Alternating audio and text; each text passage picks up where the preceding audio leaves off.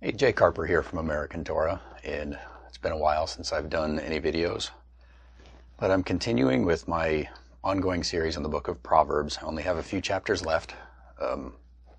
This video is probably going to be a little bit longer than my usual ones.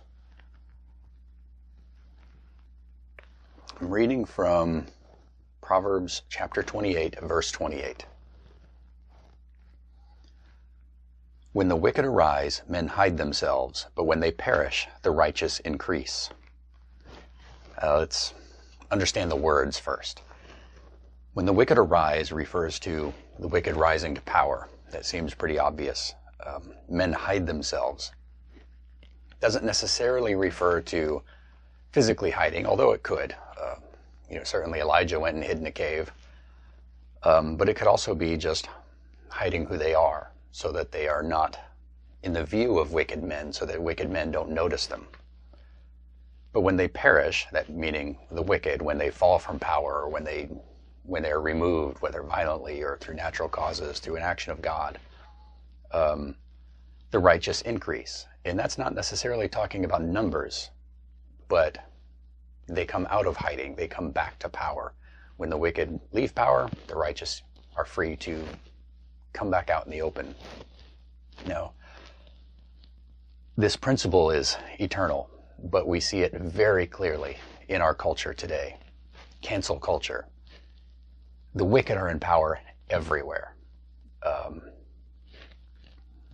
Education, government, in business, the techno mafia with Google and Apple and Microsoft and Amazon and all of these technology companies that are actively trying to suppress free speech, especially righteous speech, and promoting the most absurd perversions as if they're normal. We should all pretend that men dressing up as women are actually women. It's 2 + 2 = 5. It's just insane.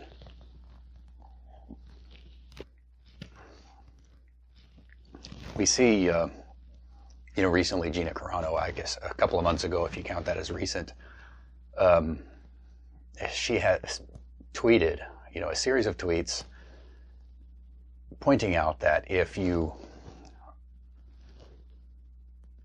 responding to unpopular opinions with violent, unreasoning mobs is no better than what the Nazis did.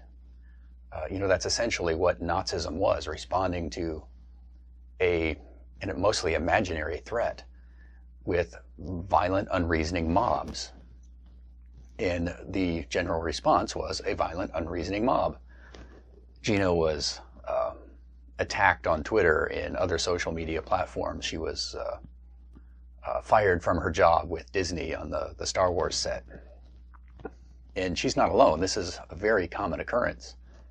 People everywhere, all you need is an accusation of standing up for righteous behavior, and people will cancel you. They will threaten to get you fired. They will send the police to your home. They will tell all your friends in your community that you're an evil person. Mike Lindell was another one. He publicly asserted that there was fraud in last year's election. Whether or not you believe him, whether or not you think his arguments are good, is beside the point. He had arguments. He has evidence. You might not like his conclusions. You might not agree with him, but he has every right to say what he believes. He was made the target of all kinds of accusations. His business has suffered.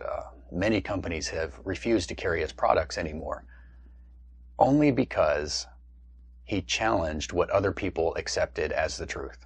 Not because he was lying about anything, not because he was threatening anybody. He just disagreed with people publicly and wanted to defend his views in public. And he was attacked by mobs constantly. The people that we call reporters, the news media, they have been relentless in attacking people who stand up for biblical principles, who stand up against whatever agenda is being pushed by the political and media powers that be. Our entertainment industries, our education, everything is being run by wicked people. And if you stand up to them, you will be attacked. You will be threatened with all kinds of repercussions. People will try to get you fired. They will try to smear your reputation. They will tell all kinds of lies about you just for making common sense observations about human behavior. Let me read this other passage from 1 Kings. It's a little bit longer. 1 Kings chapter 19, verses 9 through 18. This is about Elijah, prophet of God, confronting the powers that be. Ahab, King Ahab of Israel, and his wife Jezebel were thoroughly evil people. They were Baal worshippers. They tried to kill all of the legitimate prophets of God. They hated God and everything good.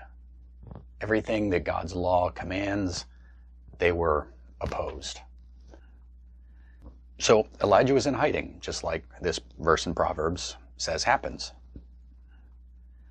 And there he went into a cave and spent the night in that place. And behold, the word of the Lord came to him, and he said to him, "What are you doing here, Elijah?" So he said, "I have been very zealous for the Lord God of hosts, for the children of Israel have forsaken your covenant, torn down your altars, and killed your prophets with the sword. I alone am left, and they seek to take my life." Then he said, "Go out and stand on the mountain before the Lord."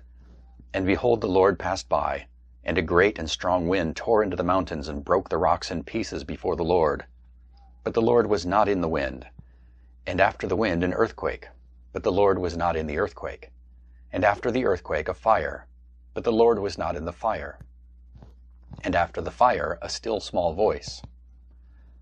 So it was, when Elijah heard it, that he wrapped his face in his mantle, and went out and stood in the entrance of the cave. Suddenly a voice came to him and said, "What are you doing here, Elijah?" And he said, "I have been very zealous for the Lord God of hosts, because the children of Israel have forsaken your covenant, torn down your altars, and killed your prophets with the sword. I alone am left, and they seek to take my life." Then the Lord said to him, "Go, return on your way to the wilderness of Damascus, and when you arrive, anoint Hazael as king over Syria. And you shall anoint Jehu the son of Nimshi as king over Israel, and Elisha the son of Shaphat of Avel-Meholah you shall anoint as prophet in your place. It shall be that whoever escapes the sword of Hazael, Jehu will kill, and whoever escapes the sword of Jehu, Elisha will kill. Yet I have reserved 7,000 in Israel, all whose knees have not bowed to Baal, and every mouth that has not kissed him." You know, I said that everything is being run by wicked people. It seems like every institution, every business, every government agency at every level is occupied and controlled by wicked, anti-God people. We look around and we wonder, where are the righteous people? Who is standing up to this insanity? Are we the only ones left? The wicked rage, and they're violent and noisy. They, like this earthquake and this wind, they crash and they destroy things. They ruin everything. And we look at all this tumult and say, where is God and where are the righteous people? But sometimes God is quiet. God is always working. He is always in control. And no matter how bad it looks, no matter how alone we feel, there is always a remnant. God always preserves a remnant of righteous people for himself. He is always working behind the scenes. And he will take those wicked people out of power one day. And then the righteous will rise again. So take heart. God's not done. God is still moving. All this raging, the mindless mobs of reality-denying perverts, they are going to come to an end. And when they do, God will still be there, and he will still be in control.